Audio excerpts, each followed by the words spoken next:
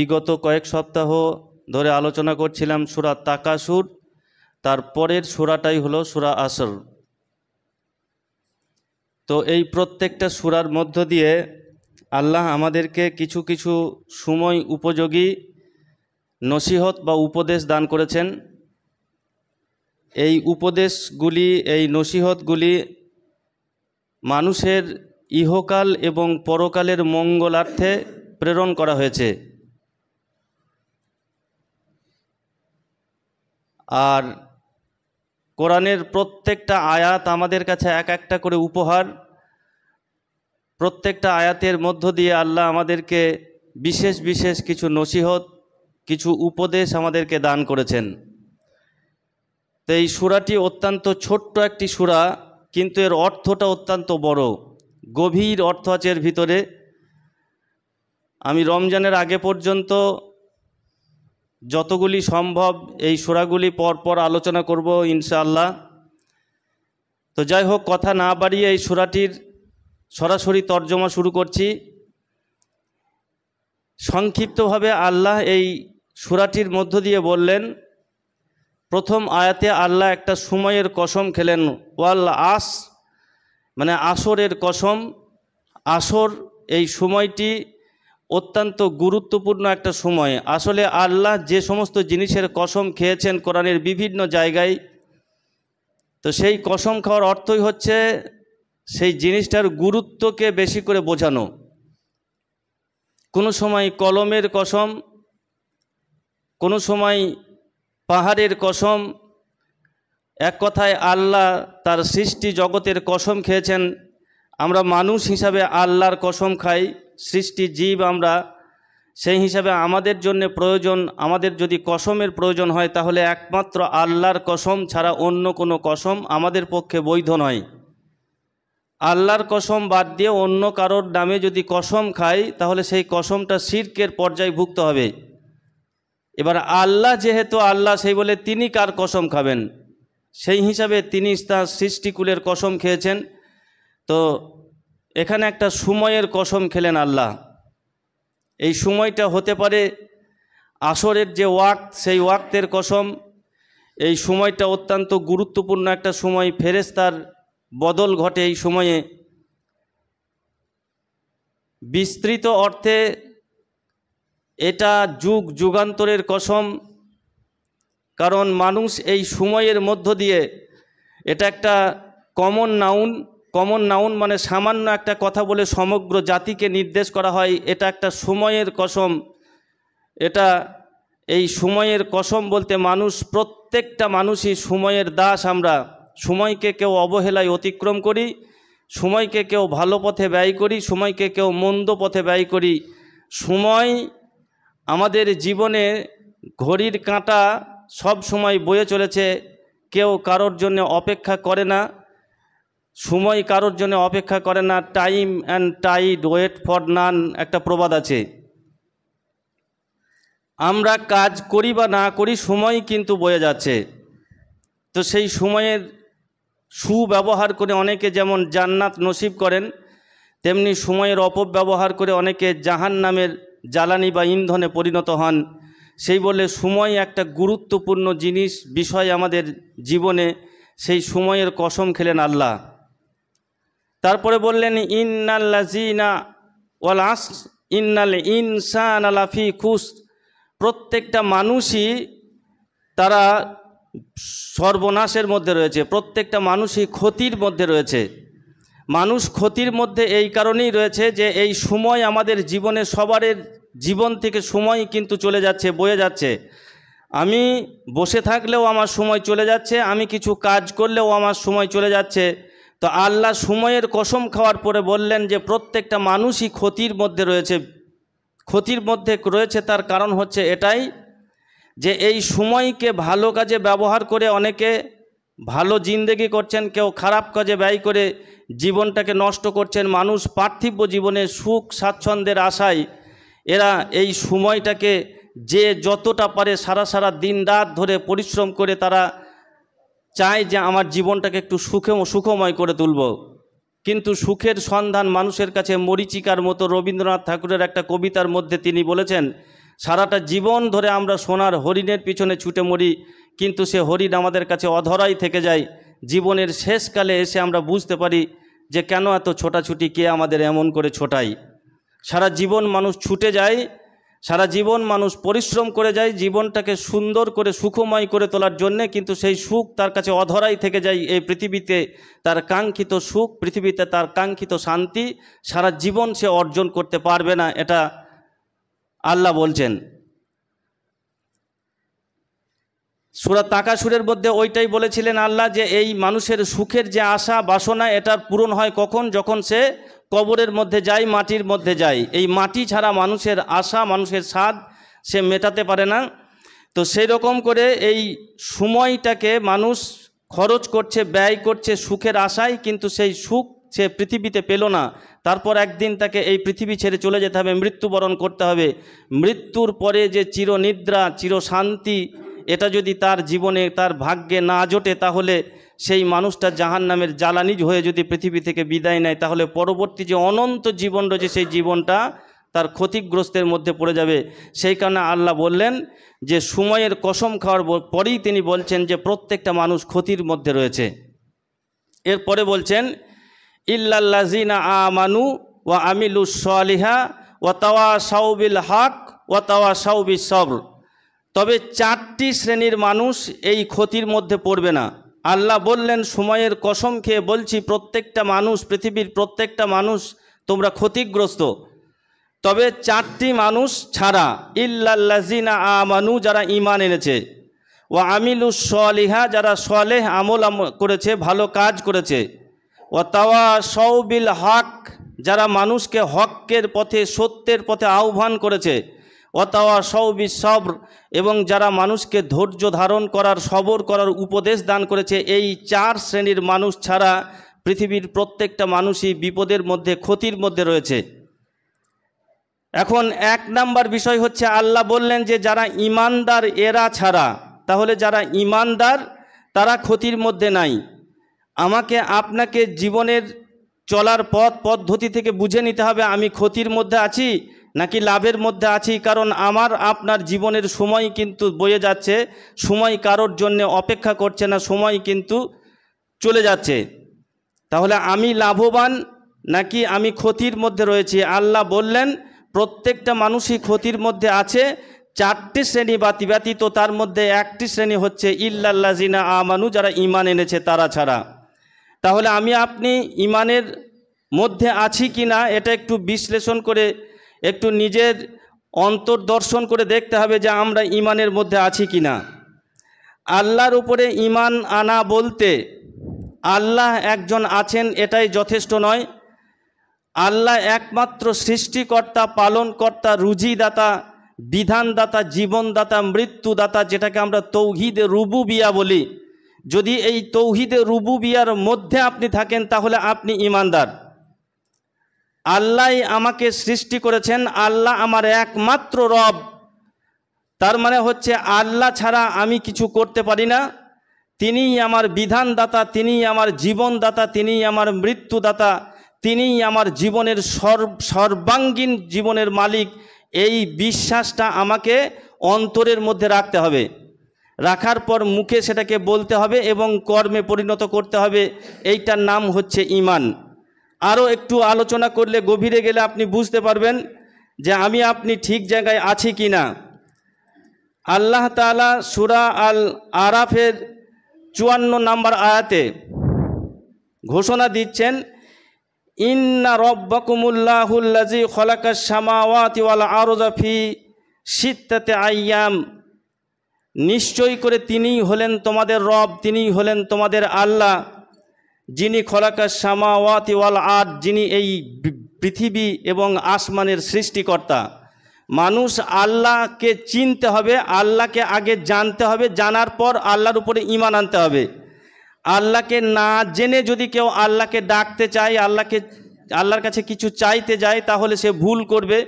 সেই বলে আল্লাহ তার পরিচয়টা দিয়ে দিলেন যে তিনিই হলেন তোমাদের আল্লাহ, তিনিই হলেন তোমাদের রব। তোমাকে রুবুবিয়ার উপরে বিশ্বাস স্থাপন করতে হবে, ঈমান আনতে হবে।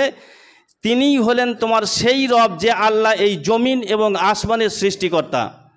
আমরা যদি কোনো ডেমিগডের কাছে যাই, আমরা যাদেরকে আল্লাহর আসনে বসাই, তিনি যদি আসমান এবং জমিনের সৃষ্টিকর্তা হন, তার উপরে যদি আপনি ভরসা করেন, তার কাছে যদি কিছু চেয়ে থাকেন, তার কাছে যদি কিছু মানত করে থাকেন, অসুবিধা কিছু নাই। কিন্তু সেই যার কাছে আপনি চাইছেন, যার কাছে আপনি মাথা নত করছেন, সে যদি আসমান এবং জমিনের সৃষ্টিকর্তা না হয়, আর তার কাছে যদি আপনি অসহায়ভাবে আপনার উন্নত মস্তিষ্ককে যদি নত করেন, তাহলে আপনি ক্ষতির মধ্যে রয়েছেন, আপনার ঈমান, আপনার রুবুবিয়া ঠিক নাই।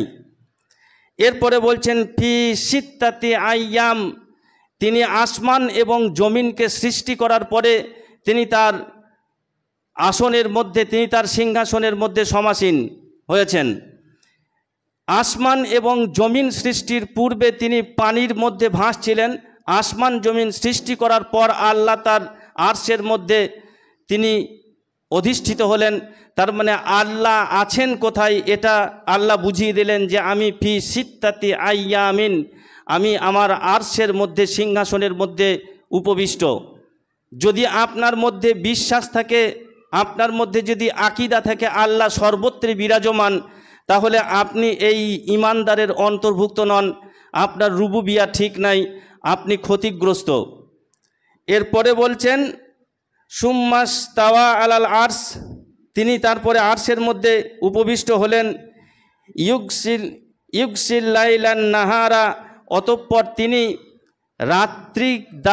রাত্রিকে তিনি ইউগসিল করেছেন, মানে কভার করে দিয়েছেন, ঢেকে দিয়েছেন, নাহার দিয়ে, দিন দিয়ে। তিনি হলেন তোমাদের আল্লাহ, যিনি রাত্রিকে দিন দিয়ে ঢাকা দিয়ে দেন। তার মানে দিন রাত্রি করেন যিনি, তিনি হলেন আল্লাহ। সেই আল্লাহর কাছে তুমি যাও, তাতে কোনো অসুবিধা নাই। ইয়াতলুবুহা হাসিসাও, এবং এই প্রত্যেকটা বস্তু যেন একে অপরকে দ্রুত অনুসরণ করছে। বলার পর অনেকগুলা কথা বলছেন। ওয়াশ-শামসা ওয়াল কামারা ওয়ান নুজুমা মুসাখখারাতিন বিআমরিহি, চন্দ্র, সূর্য, গ্রহ, নক্ষত্র, এই সমস্ত সৃষ্টি যারা আছে এরা সবাই একে অপরকে দ্রুত তারা অনুসরণ করছে। আলা আল্লাহু খলকু ওয়াল আমরু, আল্লাহ হলেন সেই সৃষ্টি এবং এই নির্দেশদাতা। সমস্ত সৃষ্টি এবং এই সৃষ্টির নির্দেশদাতা হলেন একমাত্র আল্লাহ। পৃথিবীতে যত সৃষ্টি আছে, মানুষ সহ অন্যান্য জীবজন্তু, গাছপালা, পাহাড় পর্বত, যা কিছু আছেন সকলের উপরে, তার মানে বিধানদাতা, তার উপরে নির্দেশদাতা হলেন আল্লাহ। আপনার উপরে যদি আল্লাহ ব্যতীত অন্য কারোর বিধান এসে চেপে যায়, আপনি যদি সেই বিধানের উপরে গুরুত্ব দেন, তাহলে তা আপনি ঈমানদার নাই। বিষয়টা আরও পরিষ্কার করছি, আল্লাহর উপরে ঈমান আনতে হবে। আল্লাহ বললেন যে যারা ঈমানদার তারা ব্যতীত সবাই ক্ষতিগ্রস্ত। ঈমানদার কাকে বলে? না, ঈমানদার হলো সেই যে আল্লাহর রুবুবিয়ার উপরে বিশ্বাস স্থাপন করে। আল্লাহকে তার পরিচয়টা আল্লাহ দিলেন বিভিন্নভাবে। এবার আল্লাহ বিধানদাতা, আল্লাহ আমাদেরকে বিধান দেন। আল্লাহর বিধানের উপরে যদি অন্য কোনো বিধানের গুরুত্ব আমরা বেশি দিই, আল্লাহর বিধান যদি চাপা পড়ে যায় আমাদের পার্থিব্য কোনো বিধানের দ্বারাই, তাহলে আপনার রুবুবিয়া থাকছে না। আল্লাহ বললেন সূরা নিসার মধ্যে ওয়ামিনান নাস, আল্লাহ বললেন সূরা নিসার প্রথম আয়াতটা, ইয়া আইয়ুহান নাসুত্তাকু রব্বাকুমুল্লাযী খলাকাকুম মিন নাফসিন ওয়াহিদ, আল্লাহ তোমাদেরকে, তুমি ভয় করো সেই আল্লাহকে যে আল্লাহ তোমাদেরকে সৃষ্টি করেছেন একমাত্র আত্মা হতে, তোমার বাপ, তোমার আদি পিতা আদম আলাইহিস সালাতু সাল্লাম থেকে। বাপ আদম যদি একটা হয়, বাপ যদি একটা হয়, তাহলে পৃথিবীতে যত মানুষ রয়েছে সমস্ত মানুষ সেই এক পিতা বাপ আদমের সন্তান। এরা সবাই আদম সন্তান। এই আদম সন্তানের মধ্যে কোনো ডিভিশন করার সুযোগ আল্লাহ দেন নাই। পৃথিবীতে কোনো মানুষ যদি ডিভিশন সৃষ্টি করে মানুষের মধ্যে, আমি বড় জাতি, আমি ছোট জাতি, যেটা হিন্দু সমাজ আছে, ব্রাহ্মণ, ক্ষত্রিয়, বৈশ্য এবং শূদ্র, এরা বড় জাত, মেজো জাত, ছোট জাত ভাগ করে দিয়েছে। কোনো মুসলমান যদি ওই রকম করে নিজের সমাজের মধ্যে তার জাতিভেদ প্রথাকে চালু করে দেয়, সে আল্লাহর বিধান থেকে বিচ্যুত হলো। আল্লাহর বিধান, আল্লাহই বিধানদাতা, আল্লাহর এই বিধান থেকে আপনি সরে গেছেন। তাহলে এই রকম করে আল্লাহর উপরে ঈমান আনতে হবে আপনাকে সেইভাবে যেভাবে আল্লাহ আমাদেরকে বলেছেন। আল্লাহকে চিনতে হবে কে, প্রথম আল্লাহ কোথায় আছেন সেটা বুঝতে হবে। বুঝার পরে আল্লাহই একমাত্র বিধানদাতা, আল্লাহর বিধান ছাড়া পৃথিবীর অন্য কোনো বিধান যেন আল্লাহ বিরোধী হয়ে না যায়, যেখানে আল্লাহর বিধান যেমন আছে আপনাকে তেমনই চালাতে হবে। ওই আয়াতের মধ্যেই আল্লাহ বলেছেন যে তোমরা তোমাদের রক্তের সম্পর্ক ছিন্ন করবে না, রক্তের সম্পর্ক ছিন্ন করা হারাম। পৃথিবীর কোনো মানুষ যদি তার সংসার জীবন পরিচালনা করতে গিয়ে তার চাচার সঙ্গে, ফুপুর সঙ্গে, খালার সঙ্গে, মামার সঙ্গে, যাদের সঙ্গে রক্তের সম্পর্ক আছে এদের সঙ্গে সম্পর্ক ছিন্ন করে দেয়, করে দেওয়ার পরে সুবহানাল্লাহ করে, তাহলে তার মধ্যে আল্লাহ টিকবে না, তাহলে তার ঈমান টিকবে না, তাহলে আল্লাহর সঙ্গে তার কানেকশন ছিন্ন হয়ে গেছে। আল্লাহ বিধান দিয়েছেন আপনাকে সম্পর্কটা টিকিয়ে রাখতে হবে। কি কারণে সম্পর্কটা টিকিয়ে রাখতে হবে? এই কারণে যেটা আল্লাহর বিধান। আমি কোনোভাবেই সম্পর্ক ছেদ করতে পারি না, কারণ আল্লাহ নিষেধ করেছেন, আল্লাহ বিধান দিয়েছেন, সংবিধান দিয়েছেন যে তোমরা কোনোভাবেই কেউ কারোর সঙ্গে রক্তের সম্পর্ক ছিন্ন করবে না। রক্তের সম্পর্ক ছিন্ন করলে ইনকাতা আনহু, আমি আল্লাহ তোমার সঙ্গে সম্পর্ক ছিন্ন করে দিই, তাহলে আল্লাহর সঙ্গে আপনার সম্পর্ক ছিন্ন হয়ে যাবে। এইভাবে মানুষ বিভিন্ন পদে পদে আল্লাহর যে বিধান সেই বিধানটা থেকে দূরে সরে যায়, মনে করে আমি মুসলমান, সে মনে করে আমি ইমানদার। দ্বিতীয় নাম্বার হচ্ছে রেসালাতের উপরে ঈমান। ইমানদার তারা যারা আল্লাহর উপরে ঈমান এনেছে। দ্বিতীয় হচ্ছে রেসালাতের উপরে ঈমান। রেসালাত মানে রসুলুল্লাহ সাল্লাল্লাহু আলাইহি সাল্লাম আল্লাহ প্রদত্ত পয়গম্বর এবং রসুল, এইটার উপরে আপনাকে ঈমান আনতে হবে। তো এর উপরে ঈমান আমরা তো সবাই দাবিদার যে হ্যাঁ আমরা মুহাম্মদ সাল্লাল্লাহু আলাইহি সাল্লামের উম্মত এবং তার রেসালাতে বিশ্বাস করি। এবং এই বিশ্বাসটা বাড়াতে বাড়াতে আমরা এমন একটা পর্যায়ে নিয়ে চলে গেছি যে সাল্লাল্লাহু আলাইহি সাল্লাম বলার পর কেউ চুমা খায়, কেউ চোখে হাত বুলায়, তার মানে সে বোঝাতে চাইছে আমি কত বেশি ভক্তি করি সাল্লাল্লাহু আলাইহি সাল্লামকে। আপনার এই ভক্তিতে আমি বাধা দিচ্ছি না, আপনার এই ভক্তিটা আছে বলে আপনাকে আমি নিন্দা করছি না, খারাপ বলছি না। একজন মানুষের নাম শুনলেন, তিনি একজন আমাদের পয়গম্বর, তিনি আখেরি নবী, তিনি আমাদের জন্য অনেক কিছু করবেন, কিয়ামতের দিনেও তিনি আমাদের হয়ে সুপারিশ করবেন, সব ঠিক। কিন্তু তার রেসালাতের উপরে ঈমান মানে হচ্ছে তিনি যে রেসালা নিয়ে এসেছেন আমাদের উপরে, আল্লাহর যে ওহী, আল্লাহর যে বিধান আমাদের কাছে নিয়ে এসেছেন, সেই কথাটির উপরে গুরুত্ব বেশি দিতে হবে। আল্লাহ রসুল যে কাজটি যেমনভাবে করতে বলেছেন সেই কাজটি তেমনভাবে করতে হবে। যদি সেই কথাটা বাদ দিয়ে আমি নবীর নাম শুনে চুমা খাই, নবীর নাম শুনে চোখে হাত দিই, তাহলে আপনাকে রেসালাতের উপরে ঈমান থাকলো না, আপনার বিশ্বাস টিকলো না। আপনাকে হাদিস থেকে বলছি, ঈমান অধ্যায় মিশকাতের 194 নম্বর হাদিস, হাদিসের মান হাসান। হাদিসের বর্ণনাকারী হলেন জাবির রাদিয়াল্লাহু তাআলা আনহু থেকে বর্ণিত। তিনি বলেন যে উমার ইবনুল খাত্তাব উমার আবনাল খাত্তাব রাদিয়াল্লাহু তাআলা আনহু আতা রাসূলুল্লাহি সাল্লাল্লাহু আলাইহি ওয়াসাল্লাম বিন নুসখাতিন মিনাত তাওরাত। জাবির রাদিয়াল্লাহু তাআলা আনহু বলছেন যে উমার ইবনুল খাত্তাব রাদিয়াল্লাহু তাআলা আনহু একদিন আতা রাসূলুল্লাহি সাল্লাল্লাহু আলাইহি সাল্লাম, তিনি রসুলুল্লাহ সাল্লাল্লাহু আলাইহি সাল্লামের কাছে এলেন বিনুসখাতিন মিনাত তাওরাত, তাওরাতের একটা নুসখা নিয়ে। নুসখা মানে হচ্ছে পাণ্ডুলিপি। তাওরাতের একটা পাণ্ডুলিপি হাতে করে নিয়ে তিনি রসুলুল্লাহ সাল্লাল্লাহু আলাইহি সাল্লামের কাছে এলেন। আসার পরে তিনি রসুল সাল্লাল্লাহু আলাইহি সাল্লামকে বলছেন ফাকালা ইয়া রাসূলুল্লাহ হাযিহি নুসখাতিন মিনাত তাওরাত। আল্লাহ রসুলকে বলছেন, এই যে আল্লাহ রসুল, হে আল্লাহ রসুল, হাযিহি আমার কাছে এই দেখুন নুসখাতিন মিনাত তাওরাত, আমার কাছে একটা তাওরাতের নুসখা রয়েছে, একটা পাণ্ডুলিপি রয়েছে। আল্লাহ রসুল চুপ থাকলেন। তিনি আল্লাহ রসুলের অনুমতি না নিয়েই সেই নুসখাটা, সেই পাণ্ডুলিপিটা, তাওরাতের খণ্ডটা তিনি পড়তে শুরু করলেন। আল্লাহ রসুলের দিকে দৃষ্টিপাত করেননি, ভ্রুক্ষেপ করেননি, অথচ আল্লাহ রসুল রাগছেন, রেগে তার চেহারা মানে বিকৃত হয়ে যাচ্ছে। পাশে আবু বকর রাদিয়াল্লাহু তাআলা আনহু দাঁড়িয়েছিলেন। তিনি রসুল সাল্লাল্লাহু আলাইহি সাল্লামের চেহারা দেখে হযরত উমারকে তিনি বলছেন, উমার ইবনুল খাত্তাবকে বলছেন, হে উমার, তোমার সর্বনাশ হোক, তুমি কি রসুলুল্লাহ সাল্লাল্লাহু আলাইহি সাল্লামের চেহারা মোবারকের দিকে তাকিয়ে দেখোনি? তখন উমার ইবনুল খাত্তাব নবী সাল্লাল্লাহু আলাইহি সাল্লামের চেহারার দিকে তাকালেন, দেখছেন তাই তো রোগটির রাগে একদম লাল হয়ে গেছে। এই অবস্থায় তিনি বলছেন ফাকালা আউযু বিল্লাহি মিন গযাবিল্লাহি ওয়া গযাবি রাসূলুল্লাহি সাল্লাল্লাহু আলাইহি সাল্লাম। তিনি বুঝতে পারলেন তিনি ভুল করেছেন। সঙ্গে সঙ্গে তিনি সারেন্ডার করলেন, আল্লাহ রসুলকে বললেন আমি ক্ষমা চাইছি, মাপ চাইছি। আউযু বিল্লাহ মানে ক্ষমা চা, আউযু বিল্লাহি মিনাশ শাইতানির রাজিম আমরা বলি, আমি শয়তানের মানে ওসুয়াশা থেকে পরিত্রাণ চাইছি, আল্লাহর কাছে চাই পরিত্রাণ। তিনি ওই রকম করে বললেন আমি ক্ষমা চাইছি, কিসে থেকে না আল্লাহর গজব থেকে এবং রসুলুল্লাহ সাল্লাল্লাহু আলাইহি সাল্লামের ক্রোধ থেকে আমি মাপ চাইছি, ক্ষমা চাইছি, আমি বুঝতে পারি নাই। এইটা বলার পরে তিনি বলছেন রাজিবা বিল্লাহি রব্বান অবিল ইসলামে দীনান অবি মুহাম্মাদিন নবিয়ান। আল্লাহ রসুলের কাছে তিনি ক্ষমা চাওয়ার পরে বলছেন, হে আল্লাহর রসুল, রাজিবা বিল্লাহি রব্বান, আমি রাজি আছি, আমি সন্তুষ্ট আছি। রাজিবা বিল্লাহি রব্বান, আমার সেই রবের উপরে, আমার আল্লাহর উপরে আমি সন্তুষ্ট আছি, রাজি আছি। অবিল ইসলামে দীনান, আমার রব হিসাবে যেমন আমি আল্লাহর উপরে রাজি, তেমনি আমার জীবনের দিন হিসাবে, বিধান হিসাবে ইসলামের উপরে রাজি, ইসলামের উপরে খুশি। অবি মুহাম্মাদিন নবিয়ান, এবং নবী হিসাবে মুহাম্মদ সাল্লাল্লাহু আলাইহি সাল্লামের উপরে আমি খুশি।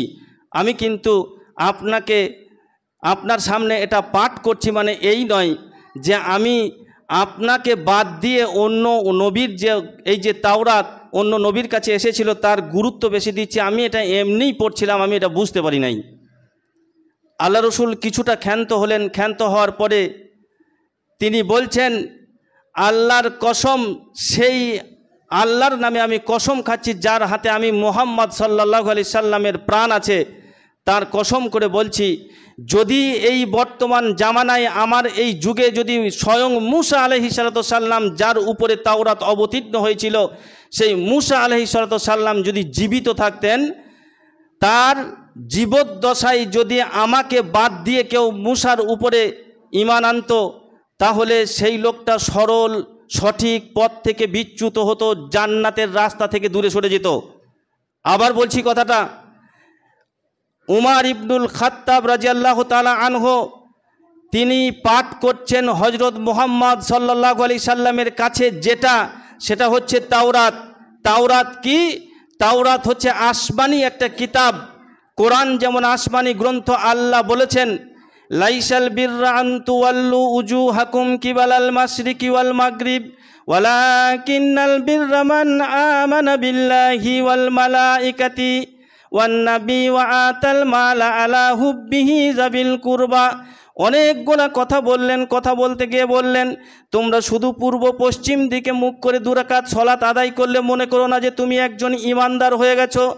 মান আমানা বিল্লাহি ওয়াল মালাইকাতি, মান আমানা বিল্লাহি ওয়াল মালাইকাতি ওয়ান নাবী, তোমাকে আখিরাতের আমানা বিল্লাহ মানে আল্লাহর উপরে ঈমান আনতে হবে, ফেরেশতার উপরে ঈমান আনতে হবে, নবীদের উপরে ঈমান আনতে হবে।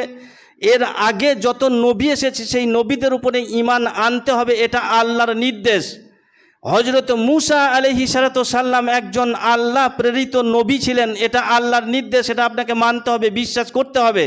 সেই মূসা আলাইহিস সালামের উপরে যে তাওরাত অবতীর্ণ হয়েছিল, আসমানি একটা কিতাব, সেই কিতাবের একটা খণ্ড, একটা পত্র নিয়ে যে রাসূলুল্লাহ সাল্লাল্লাহু আলাইহি সাল্লামের কাছে পাঠ করছেন উমর ইবনুল খাত্তাব। এই পাঠ করার সঙ্গে সঙ্গে নবী সাল্লাল্লাহু আলাইহি সাল্লামের চেহারা বিকৃত হয়ে গেল রাগে, এবং তিনি বললেন যে আমার সামনে যদি মূসা আলাইহিস সালাম জীবিত থাকতেন আর আমাকে বাদ দিয়ে যদি কেউ মূসার অনুকরণ করত, তাহলে তুমি সরল পথ থেকে দূরে সরে যেতে, জান্নাতের রাস্তা থেকে বিচ্ছিন্ন হয়ে যেতে। মূসা আলাইহিস সালাম যদি জীবিত থাকে, এর পরে আসেও, তাহলে তাকে আমার রাস্তাতেই চলতে হবে। হাদিস মিশকাতের ঈমান অধ্যায় 194 নম্বর হাদিস বললাম, সেম একটা হাদিস মিশকাতের 177 নম্বর ঈমান অধ্যায়ে এসেছে। ওখানেও জাবির রাদিয়াল্লাহু তাআলা আনহু বর্ণনা করছেন, উমর ইবনুল খাত্তাব রাদিয়াল্লাহু তাআলা আনহু একদিন আল্লাহ রসুলের কাছে গেলেন। যাওয়ার পরে তিনি বলছেন, হে আল্লাহ রসুল, ইহুদি এবং নাসারারা বেশ কিছু কথা বলে, যে কথাগুলা খুব মনোরম, খুব সুন্দর, আকর্ষণীয়, সে কথাগুলা ভালো লাগে আমার। আপনি কি আমাকে একটু অনুমতি দিবেন সেইগুলোকে একটু লিখে রাখি? আল্লাহ রসুল বলছেন, ইহুদি এবং নাসারারা যেমন তাদের বিধান সম্পর্কে, দিন সম্পর্কে দ্বিধাগ্রস্ত, তুমি কি সেরকম দ্বিধাগ্রস্ত হয়েছ? শুনে রাখো, আল্লাহর নামে কসম করে বলছি, স্বয়ং মূসা আলাইহিস সালাম যদি এখন জীবিত থাকতেন, তাহলে তাকে আমারই দিনের উপরে চলতে হতো। সুতরাং বোঝা যাচ্ছে যে নবী সাল্লাল্লাহু আলাইহি সাল্লাম হযরত মুহাম্মদ সাল্লাল্লাহু আলাইহি সাল্লামকে আখেরি নবী করে, শেষ নবী করে আল্লাহ পাঠিয়েছেন, এই নবীর জামানায় যদি নবীর অন্য কোনো নবীর কোনো ফতোয়া না চলে, যদি তাওরাতের কোনো অংশ পরিবেশন পাঠ করাটা এত বড় অপরাধ হয়, তাহলে নবীর হাদিসকে বাদ দিয়ে কোনো হুজুরের কথার উপরে যদি গুরুত্ব দেওয়া হয়, তাহলে কত বড় অপরাধ হবে। বুঝতে পারছেন কথা? নবী সাল্লাল্লাহু আলাইহি সাল্লামের কথার সঙ্গে হযরত মুহাম্মদ সাল্লাল্লাহু আলাইহি সাল্লামের সামনে যদি তাওরাতের খণ্ড পাঠ করাটা এত বড় অপরাধ হয়, তাহলে নবী সাল্লাল্লাহু আলাইহি সাল্লাম, শেষ নবী মুহাম্মদ সাল্লাল্লাহু আলাইহি সাল্লামের এই হাদিসটার সঙ্গে মিল হচ্ছে না একজন ইমামের কথার। কোনো ইমাম ছোট নয়, কোনো ইমাম কম বুদ্ধিমান নয়, আমার থেকে অনেক অনেক অনেক বেশি গুণে বিদ্বান, কিন্তু সেই সকল ইমামরা হাদিস সঠিকভাবে সেই মুহূর্তে সংগ্রহ করতে না পারার কারণে অনেক সময় অনেক ফতোয়া দিয়ে গেছেন, যেগুলো তার মনের কথা অনুমান করে বলেছেন যে এইটা তোমরা করতে পারো, এবং শেষ বাক্যে তারা বলে গেছেন যে আমার সঙ্গে পরবর্তীকালে তোমরা যখন হাদিস খুঁজে পাবে, আমার কথার সঙ্গে যদি নবীর হাদিসের মিল না হয়, তাহলে তোমরা আমার কথাটাকে বাদ দিয়ে নবীর হাদিসটাকে ধরবে, সুতরাং ইমামের কোনো দোষ নাই। অথচ আজও পর্যন্ত কিছু হুজুরের এত বড় সাহস, এত বড় স্পর্ধা যে সরাসরি নবীর হাদিসের বিরোধী কথা, সেই কথাটা কে বলেছে? ইমাম বলেছে কোনো একজন। সুতরাং এটাই আমাদের মাযহাব, এটাকেই আমরা মানব, ও হাদিসটা এখন পরে হবে। আপনি আর ইমানদার থাকবেন? আপনি ইমানদারের জায়গায় আছেন? আপনি কি, আমি যে আয়াত পরিবেশন করে আপনাকে শোনাচ্ছি, যার তফসির করার চেষ্টা করছি, আল্লাহ বললেন যে প্রত্যেকটা মানুষই ক্ষতিগ্রস্তের মধ্যে, ইল্লাল্লাযিনা আমানু, যারা ইমানদার তারা ছাড়া। ইমানদার কারা? যারা আল্লাহর উপরে ঈমান এনেছে এবং রেসালাতের উপরে ঈমান এনেছে।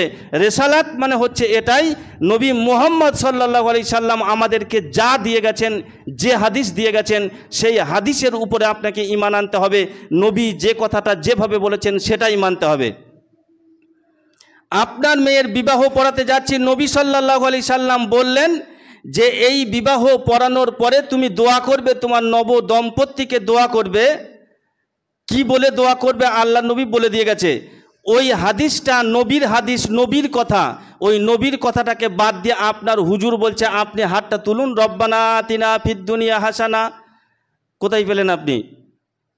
নবী সাল্লাল্লাহু আলাইহি সাল্লামের হাদিস আছে যেখানে, সেই হাদিসে যে দোয়াটা বললো ওই দোয়াটা আপনার হুজুরের পছন্দ হয়নি। তার মানে যে নবীর সামনে অন্য নবীর কথা চলে না, যে নবীর সামনে আল্লাহর ঐশী বিধান, অন্য একটা তাওরাতের খণ্ড পাঠ করা চলে না, সেই নবীর হাদিসটাকে দূরে সরিয়ে রেখে আপনি যদি অন্য একজন হুজুরের মতামতকে ঢুকিয়ে দিয়ে আপনার মেয়ের বিবাহটা পড়িয়ে দেন, আপনি কি নবীর রেসালাতের উপরে ঈমান এনেছেন? রেসালাতের উপরে ঈমান আপনার এখনো পর্যন্ত ঠিক আছে?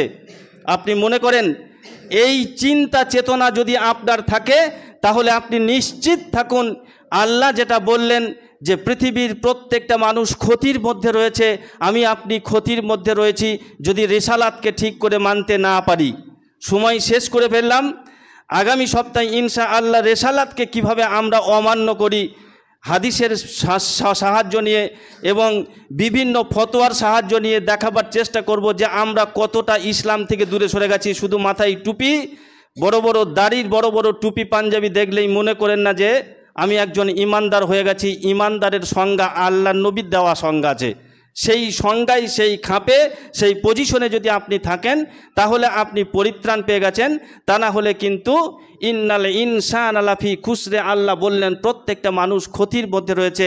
আল্লাহ যেন আমাদেরকে ক্ষতি থেকে যেন আমাদেরকে রেহাই দেন, আমরা যেন লাভবান হয়ে পৃথিবী থেকে যেতে পারি। বলুন আল্লাহুম্মা আমিন। আল্লাহুম্মা সাল্লি আলা মুহাম্মাদিন ওয়া আলা আলি মুহাম্মাদ কামা সাল্লাইতা আলা ইব্রাহিম ওয়া আলা আলি ইব্রাহিম ইন্নাকা হামিদুম মাজিদ। আল্লাহুম্মা বারিক